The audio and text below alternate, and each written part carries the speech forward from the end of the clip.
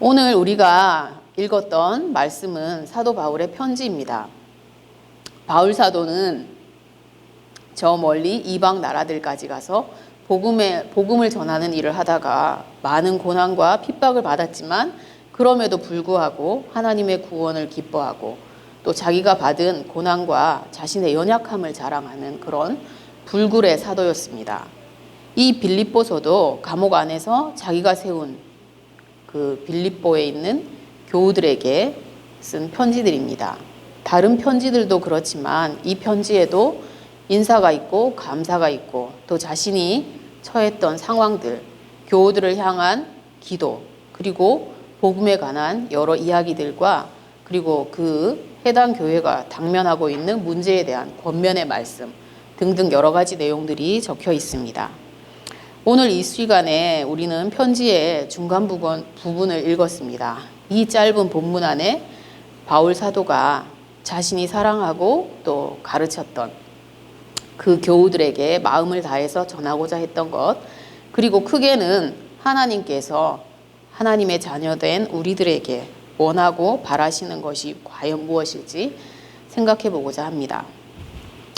오늘 본문이 앞뒤 맥락 없이 그냥 뚝 떨어져 있는 게 아니고 서로 연결되어 있습니다. 보시다시피 12절이 그러므로 라는 접속사로 시작하고 있어서 앞에 나온 내용들을 바탕으로 바울이 말하고자 하는 바를 요약하고 있다고 보여집니다. 좀 친근감 있게 제가 다시 말하자면 이렇게 할 수 있겠습니다. 앞에 쭉 써온 이야기들은 다 이 말을 하기 위해서다. 그러니까 사랑하는 빌립보 교우들아, 나는 지금 감옥에 있지만 내가 너희들과 함께 있었을 때 너희가 하나님 말씀에 복종했던 것처럼 내가 없는 지금은 더욱더 복종해서 언제나 하나님 앞에서 두려움과 또 하나님을 경외함으로 하나님이 너희에게 주신 구원을 잘 지켜가거라. 잘 이루어 가거라. 네, 항상 복종하여 두렵고 떨림으로 너희 구원을 이루라. 여러분, 구원 받으셨습니까? 항상 복종해서 구원을 이루셨나요? 저는 우리 복음인교회 교우님들이 모두 예수님을 구주로 고백하며 복된 삶을 살아가고 있다고 믿습니다. 하나님의 아들 예수 그리스도, 그를 영접하는 자, 곧 그 이름을 믿는 자들에게는 하나님의 자녀가 되는 권세를 주셨지요. 하나님께서 주셨습니다. 그런데 왜 사도는 구원받은 빌립보 교인들에게 또 우리에게 왜 구원을 이루어 가라고 했을까요? 구원을 이루라고 쓰여진 그대로 만약에 우리가 이루지 못한다면 우리가 받은 구원은 없어지기라도 하는 것일까요? 너희는 그 은혜에 의하여 믿음으로 말미암아 구원을 받았으니 이것은 너희에게서 난 것이 아니요 하나님의 선물이라. 행위에서 난 것이 아니니 이는 누구든지 자랑하지 못하게 함이라. 에베소서 2장 8절 9절 말씀입니다. 우리는 이렇게 듣고 믿고 구원을 받았습니다. 우리의 구원은 하나님께서 은혜로 주신 것입니다. 구원을 받기 위해 우리가 한 것은 아무것도 없다는 것을 우리 자신들은 너무나 잘 알고 있고 그리고 전적으로 그 말씀에 동의합니다. 하나님께서 주신 구원이라는 그 엄청난 선물을 받았으면 그 선물은 정말 기뻐하고 자랑할 것이 되겠지만 그러나 그 주어지는 선물을 내가 받았다는 것이 거절하지 않고 그냥 받기만 했다는 그 행위가 자랑할 것이 무엇이 있겠습니까? 물론 선물을 준 사람은 자기가 준 선물을 상대방이 받아주면 좋죠. 특히 선물 받을 사람을 생각하면서 내가 애써서 정성껏 준비한 그 선물을 사랑하는 그 사람이 내가 주는 그 선물을 받아준다면, 그리고 그냥 주니까 마지못해서 받는 것이 아니라 정말 좋아하고 기쁘게 받아서 그리고 그 선물을 평생 잘 간직하면서 사용하고 있다면 얼마나 좋아하겠습니까? 내가 그 선물을 그 사람에게 주기를 정말 잘했구나. 이렇게 생각할 것입니다. 하나님께서 우리에게 주신 은혜의 선물, 구원을 받았기 때문에 구원을 받았다는 그 자체로 항상 기뻐하는 사람들을 하나님께서 보시면 얼마나 좋아하실까요? 그런데 오늘 본문에서는 이렇게 은혜로 받은 구원을 이루라고 말했습니다. 이 말씀을 들으면 구원은 한 번 믿음으로 예수님을 구주로 영접하는 것만으로는 끝나는 것이 아니고 우리가 이루어 가야 할 일, 완수하고 완성해 가야 할 과제처럼 느껴집니다. 이미 알고 있지만 혹시 구원이 전적인 하나님의 은혜가 아니란 말인가? 라는 의구심이 들 법도 하지만 그러나 이어지는 바로 다음 절 13절에서 하나님께서 해결해 주십니다. 우리말 성경에는 빠져 있지만 성경 원문에는 이유를 나타내는 왜냐하면 이라는 단어가 쓰여 있다고 합니다. 왜냐하면 하나님께서 우리 안에서 행하고 계시기 때문에 하나님께서 우리에게 하나님이 기뻐하시는 일을 우리도 원하고 행할 수 있는 힘을 주셔서 하나님이 주신 구원을 이루게 하신다는 그런 말씀이 되겠습니다. 하나님 아버지께서 가장 기뻐하시는 일이 무엇일까요? 죄인 한 사람이 회개하고 하나님께 돌아오는 일일 것입니다. 그때마다 천국에서는 잔치가 벌어진다고 합니다. 죽어 마땅한 죄인이 하나님의 은혜로 회개하고 하나님의 자녀로 새롭게 태어났습니다. 하나님 아버지께서 그렇게 하나님의 자녀가 된 우리에게 바라고 기뻐하실 일이 하나가 있다면 무엇일까요? 부모가 막 태어난 어린 자녀에게 가장 바라는 것은 무엇입니까? 조그만 어린 아가들 얼마나 예쁘고 사랑스럽습니까?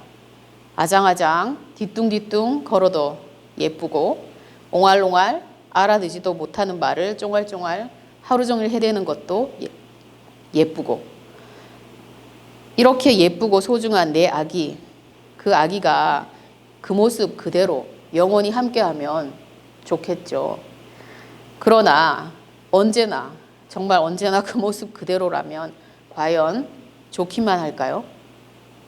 정상적인 평범한 부모라면 누구나 자기의 자녀들이 정상적인 생육과 발달 단계에 맞춰서 건강하고 바르게 자라갈 것을 기대하고 바라겠죠.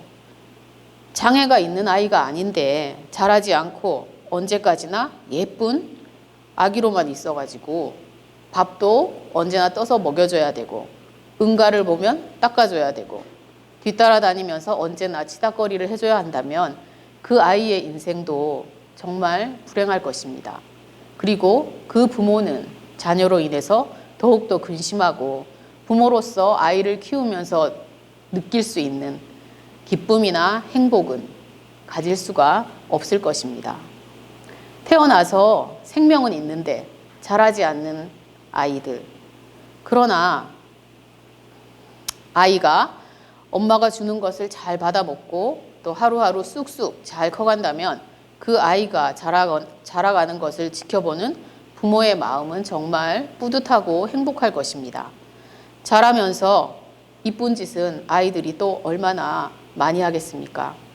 아이가 자기를 닮은 모습으로 태어났고 또 자라가는 그 아이 속에서 부모 자신의 모습을 발견하는 것은 그 부모에게 참 많은 기쁨과 행복을 줄 것 같습니다. 물론 부모의 좋은 모습을 닮아갈 때 또 그런 모습을 발견할 때 그럴 것입니다. 아이가 공부를 잘한다거나 인생에서 큰 성공을 거두는 것은 아마 그 다음 문제일 거라고 생각합니다. 그렇지 않겠습니까? 우리 하나님 아버지의 마음도 그렇지 않으실까요? 우리가 알거니와 하나님을 사랑하는 자, 곧 그의 뜻대로 부르심을 입은 자들에게는 모든 것이 합력하여 선을 이루느니라. 하나님이 미리 아신 자들을 또한 그 아들의 형상을 본받게 하기 위하여 미리 정하셨으니 이는 그로 많은 형제 중에서 맏아들이 되게 하려 하심이니라. 또 미리 정하신 그들을 또한 부르시고 부르신 그들을 또한 의롭다 하시고 의롭다 하신 그들을 또한 영화롭게 하셨느니라. 로마서 8장 28절에서 30절의 말씀입니다. 하나님께서는 창세전에 이미 우리를 미리 다 아시고 하나님 아버지의 자녀로 부르셔서 그 아들 예수 그리스도를 믿고 그분을 나의 구주로 영접함으로 우리가 그 맏아들 예수님을 닮은 영광스러운 하나님의 자녀가 되게 하셨습니다. 하나님이 우리를 부르시고 의롭다 하시고 영화롭게 하신 목적이 무엇입니까? 왜 우리 같은 사람들, 하나님 앞에 설 수도 없는 죄인들을 죄에서 건져주시고 하나님의 자녀로 삼아주셨을까요? 방금 읽은 로마서에서 보면 자기 아들의 형상을 본받으라고 그렇게 하셨습니다. 죄인처럼 살지 말고 너 하고 싶은 대로 다 하면서 그렇게 살지 말고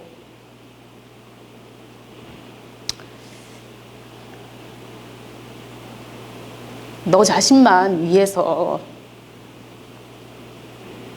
살지 말고 예수님처럼 되도록 하기 위해서 우리를 구원해 주셨습니다. 너무나 엄청난 바람이시고 결코 우리로서는 도달할 수 없는 목표입니다. 그러나 우리 안에서 행하시는 이는 하나님이시고 자기의 기쁘신 뜻을 위하여 우리에게 소원을 두고 행하게 하시는 분이 바로 하나님, 우리 아버지이시기에 우리가 이 말씀을 믿고 굳게 잡고 있으면 하나님께서 우리의 구원을 이루어 가실 것입니다.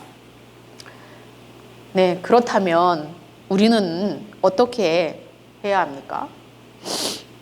말씀을 보아야 합니다. 바로 14절의 말씀을 보아야 합니다. 모든 일을 원망과 시비가 없이 하라.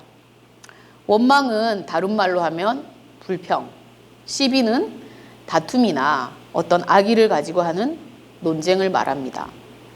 그러니 우리는 어떤 불평이나 서로 다툼하지 않고 모든 일을 해야 합니다. 예수님을 닮아가는 삶, 구원의 완성을 위해 우리는 무엇을 해야 하는가에 초점을 맞추기보다는 무슨 일을 하던 모든 일을 할 때 어떻게 어떤 모습으로 해야 하는가를 더 중요하게 생각해야 합니다.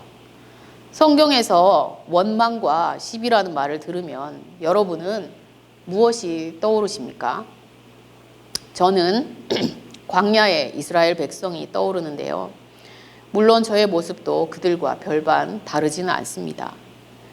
이스라엘 백성들은 어떤 사람들이었습니까? 하나님의 크고 놀라운 능력을 경험하면서 출애굽을 한 후에 광야에서 얼마나 불평과 다툼이 많았습니까? 광야에서 매일 아침 하늘에서 내려오는 만나를 먹으면서도 불평했고 종살이 하던 때를 그리워하면서 다시 그 생활을 하고 싶어서 이집트로 돌아가자고 했던 그들이 아닙니까? 그리고 하나님은 그들의 그런 모습을 얼마나 싫어하셨습니까? 제가 재미있는 이야기를 하나 하고 싶은데,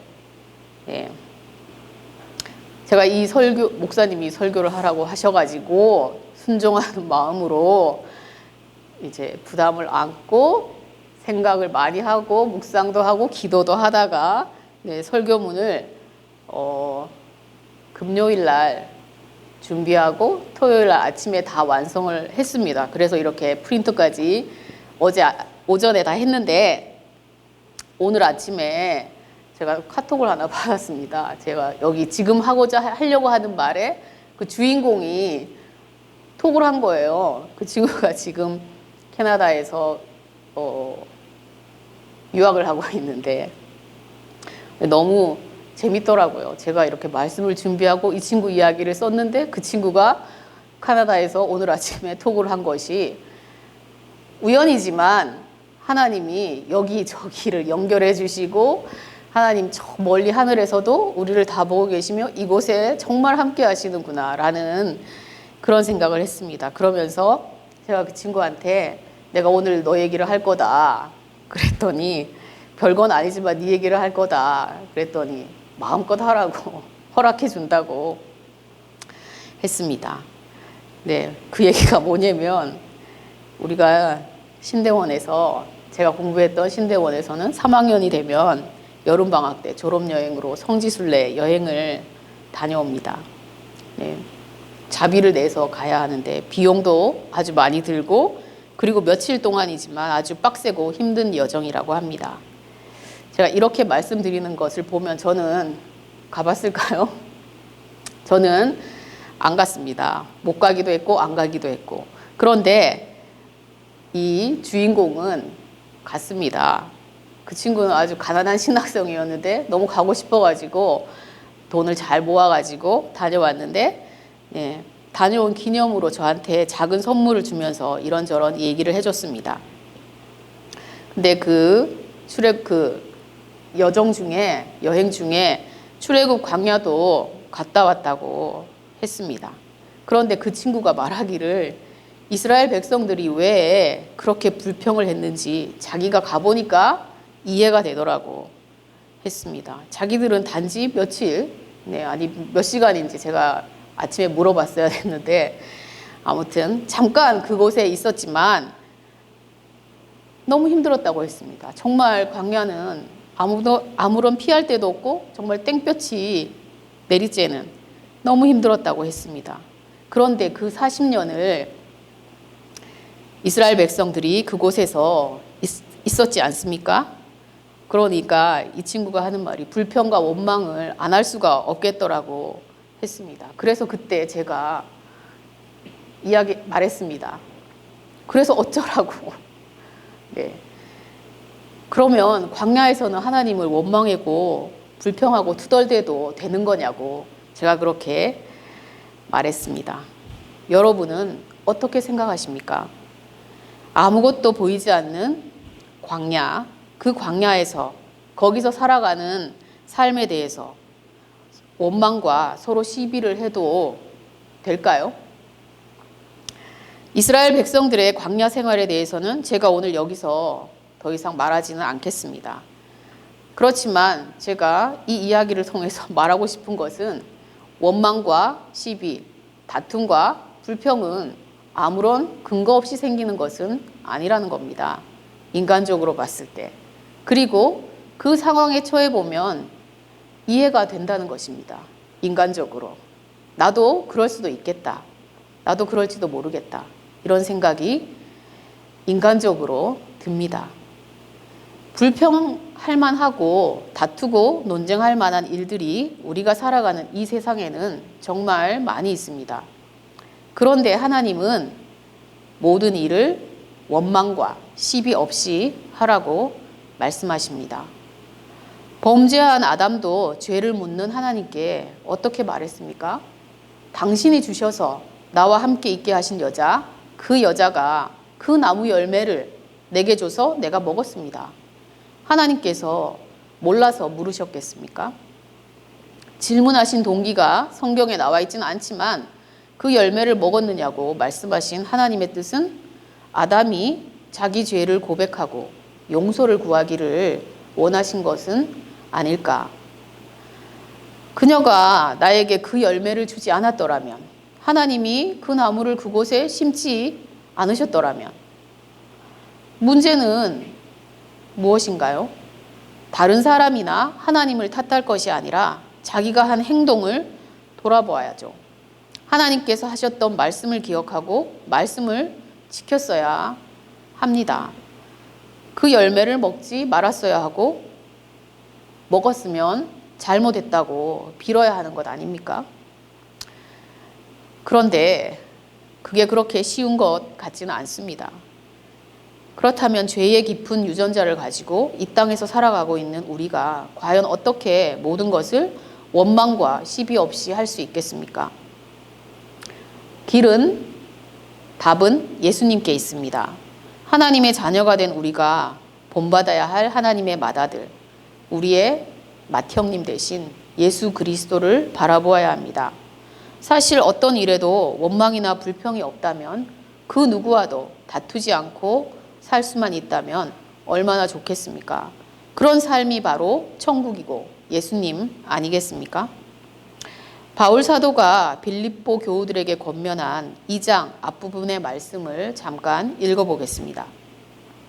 그러므로 그리스도 안에 무슨 권면이나 사랑의 무슨 위로나 성령의 무슨 교제나 긍휼이나 자비가 있거든 마음을 같이하여 같은 사랑을 가지고 뜻을 합하여 한 마음을 품어 아무 일에든지 다툼이나 허용으로 하지 말고 오직 겸손한 마음으로 각각 자기보다 남을 낮게 여기고 각각 자기의 일을 돌볼 뿐더러 또한 각각 다른 사람의 일을 돌보아 나의 기쁨을 충만하게 하라.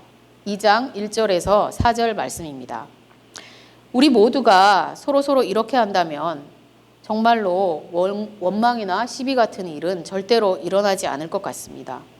그런데 이렇게 하라고 말하고 있는 그분도 우리에게는 이것이 불가능한 일인 줄을 알고 계신 것 같습니다. 바로 다음 절에서 이렇게 말씀하고 있으니까요. 너희 안에 이 마음을 품으라. 곧 그리스도 예수의 마음이니 그는 근본 하나님의 본체시나 하나님과 동등됨을 취할 것으로 여기지 아니하시고 오히려 자기를 비워 종의 형체를 가지사 사람들과 같이 되셨고 사람의 모양으로 나타나사 자기를 낮추시고 죽기까지 복종하셨으니 곧 십자가에 죽으심이라. 2장 5절에서 8절 말씀입니다. 예수님 왜 그렇게까지 하셨습니까? 우리를 살리기 위해, 그리고 우리도 그렇게 예수님처럼 살도록 하기 위해 그렇게 하셨습니다. 아버지, 왜 제가 그래야 하나요? 왜 저런 사람들을 위해 내가 죽어야 하나요? 그렇게 저들을 살리고 싶으시면 다른 방법을 찾아보세요. 라고 예수님은 하지 않으셨습니다. 우리 예수님 어떠한 불평이나 논쟁이나 원망이나 시비 없이 그 일을 묵묵히 기꺼이 하지 않으셨습니까? 모든 무거운 것과 얽매이기 쉬운 죄를 벗어버리고 인내로써 우리 앞에 당한 경주를 하며 믿음의 주요 또 온전케 하시는 예수를 바라보자. 그는 그 앞에 있는 기쁨을 위하여 십자가를 참으사 부끄러움을 개의치 아니하시더니 하나님 보좌 우편에 앉으셨느니라. 히브리서 12장 1절에서 2절 말씀입니다. 십자가의 치욕과 고통조차 조금도 개의치 않게 했던 것, 예수님이 바라보셨던 그 기쁨이 무엇이었을까요? 나의 죽음으로 저들의 죄가 씻겨진다면 바로 우리가 흠없고 순전한 하나님의 자녀로 다시 태어나 이 어그러지고 거스르는 깜깜한 어두운 세상에서 밤하늘의 무수한 별과 같이 반짝거릴 것을 생각하니 예수님께서 너무 좋아서 자기가 당할 괴로움과 그 고통보다는 우리에게 임할 복, 그것을 생각할 때 그 기쁨이 너무 크고 차고 넘쳐서 십자가의 죽음조차도 기꺼이 받겠다 하신 것 아니겠습니까? 감히 우리로서는 상상도 할 수 없는 하나님의 아들이 자기 자신을 다 포기하고 모든 것을 다 내려놓으신 바로 예수님입니다. 나를 위해서, 나 때문에 그렇게 하신 예수 그리스도를 바라볼 때, 그러하신 예수 그리스도의 마음을 품을 때에 우리가 어떤 불평, 그 누구와 어떤 시비를 할 수 있겠습니까? 우리의 시선이 예수님께로부터 떠나지 않기를 바랍니다. 그래서 우리도 모든 일을 원망과 시비 없이 할 수 있게 되기를 바랍니다. 우리 안에서 행하시는 하나님께서 우리로 하여금 이런 소원을 갖게 하시고 이런 일을 이루게 하실 것이라 믿습니다. 사도 바울이 어떤 사람인지 우리 모두는 잘 알고 있을 거라고 생각합니다. 그는 주님께서 주신 사명을 위해서 자기의 목숨까지도 아끼지 않고 모든 힘을 다해서 주님의 일에 열심이었습니다. 그런 그가 빌립보에 있는 사랑하는 모든 성도들에게 또 이렇게 말했습니다. 2장 16절 생명의 말씀을 밝혀 나의 다름질이 헛되지 아니하고 수고도 헛되지 아니하므로 그리스도의 날에 내가 자랑할 것이 있게 하려 함이라. 생명의 말씀을 밝히라는 말은 말씀을 꼭 붙들어라, 말씀을 굳게 잡으라는 뜻으로 해석할 수 있습니다. 말씀을 붙들라는 것이 무슨 뜻이겠습니까? 말씀에 합당한 삶을 살으라는 뜻입니다. 바울은 자신이 전한 복음을 듣고 또 믿고 교회로 모인 사람들이 복음에 합당한 삶을 살도록 요구하고 있습니다. 말씀을 전하고 가르치는 자들에게 가장 큰 기쁨이 있다면 만약 그들이 어떤 보상이라도 바란다면 무엇을 바라겠습니까? 아마도 자신들의 수고와 헌신이 결코 헛되지 않았음을 보는 것 아니겠습니까? 그들 중에 한 사람이 이렇게 말했습니다. 내가 내 자녀들이 진리 안에서 행한다함을 듣는 것보다 더 기쁜 일이 없도다. 요한 3서 1장 4절의 말씀입니다. 언젠가 올 그날, 반드시 올 그 언젠가, 모든 사람들이 하나님 앞에 서야 할 바로 그날, 생명의 말씀을 꼭 붙잡고 복음에 합당한 삶으로 그들의 구원을 이룬 성도들이야말로 바울이 주님 앞에서 자랑할 수 있는 유일한 것이 될 것입니다. 빌립보의 성도들아, 내가 그렇게 너희들을 자랑할 수 있도록 그래서 복음을 위해 평생 죽을 듯이 다름질한 나의 삶이 헛되지 않았음을 내가 보게 해다오. 믿음을 따라 믿음으로 겸손히 섬기며 살아가는 너희들의 삶이 하나님께서 기뻐하시는 거룩한 산 제물로 드려질 때 나의 생명 또한 너희가 드리는 그 제물 위에 한 방울도 남김없이 다 부어드리는 전제와 같이 하나님께 드려진다면 바울이 꿈꾸는 아름답고 영광스러운 완전한 제사가 될 것입니다. 복음을 전한 자와 그 복음을 받은 자들이 복음에 합당한 삶을 하나님께 올려드리는 이것이 바로 진정한 예배, 하나님이 받기 원하시는 예배의 모습이 아닐까 생각합니다. 이렇게 하나님께 드릴 것을 생각할 때 바울의 마음에 차오르는 기쁨이 복음을 위한 어떠한 수고와 고난이라도 감수할 수 있게 하고 감옥에서도 기뻐할 수 있으며 어떤 원망이나 시비 하지 않고 하나님께서 인도하신 길을 열심히 달려갈 수 있었을 것이라 생각합니다. 이 또한 하나님께서 사도 바울 안에 그런 소원을 주시고 그렇게 할 수 있는 힘을 주시고 그리고 언제나 그와 함께 하셨다고 믿습니다. 복음 전도자이며 목회자였던 사도 바울은 자녀가 아주 많았습니다. 모두 복음으로 낳은 영적 자녀들입니다. 그가 자신의 자녀들에게 주님의 말씀을 전하였습니다. 항상 복종하여 두렵고 떨림으로 너희가 받은 구원을 이루라. 구원으로 살아가는 너희들이 이 삐뚤어지고 어그러진 어두운 세상에 별처럼 빛나는 그런 존재, 그리고 그런 하나님의 흠없고 순전한 자녀들의 삶으로 세상 사람들에게 너희가 하나님의 자녀인 것을 나타내어라. 우리가 낮아지면 하나님께서 높여주십니다. 우리가 아무것도 보이지 않는 깜깜한 광야와 같은 길을 묵묵히 걸어갈 때 하나님께서는 우리가 별이 되게 해주십니다. 우리가 세상에서 반짝반짝 정말 별처럼 빛이 난다면 얼마나 좋겠습니까? 아마도 그 빛을 보는 사람들, 그리고 그 별을 빛나게 하신 분, 우리를 빛으로 드러나게 하신 분이 아마 가장 기뻐하고 뿌듯해 하실 것 같습니다. 하나님께서 우리를 보실 때 기뻐하시면 좋겠습니다. 우리가 말씀을 향해 달려나가고 때로는 넘어지더라도 말씀 때문에 참고 섬기고 또 나누며 예수님처럼 살아가는 일에 도전해 보았으면 좋겠습니다.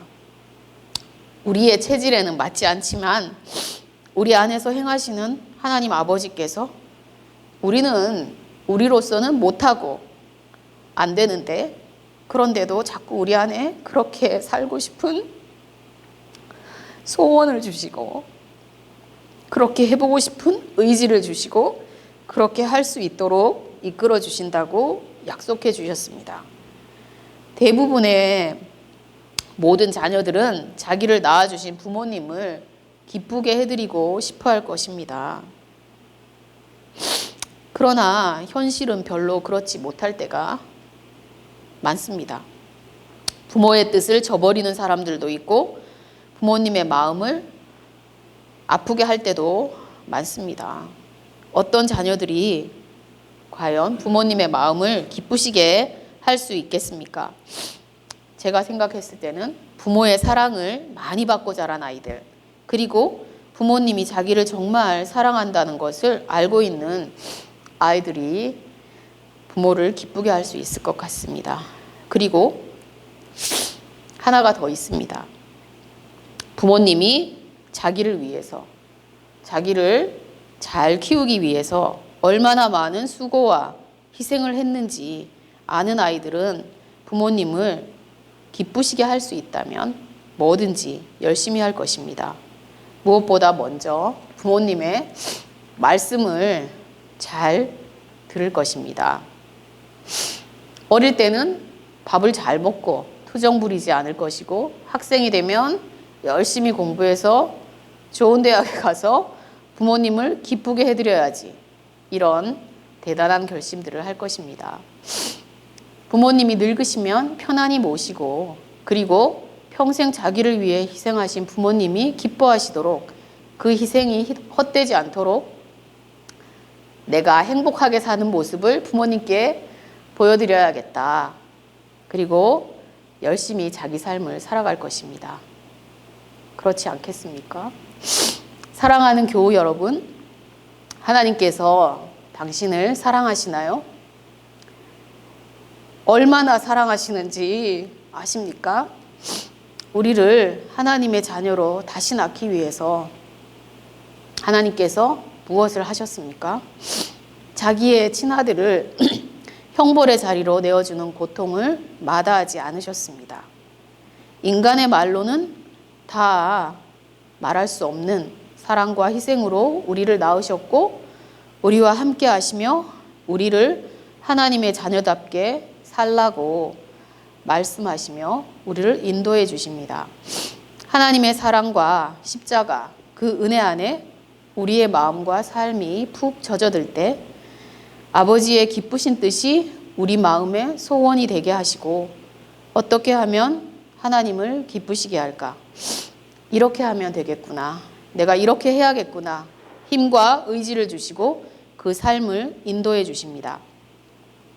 그런 삶, 우리 이 세상에서 함께 살다가 언젠가 반드시 올 그날, 예수 그리스도의 날에 우리 하나님 아버지 앞에서 흠없고 순전한 모습들로 예수님처럼 다 함께 설 수 있기를 바랍니다. 그리고 아버지 앞에서 아버지의 도움으로 우리가 맺은 풍성한 삶의 열매들을 어린아이처럼 자랑하는 그런 우리의 모습들도 그려봅니다.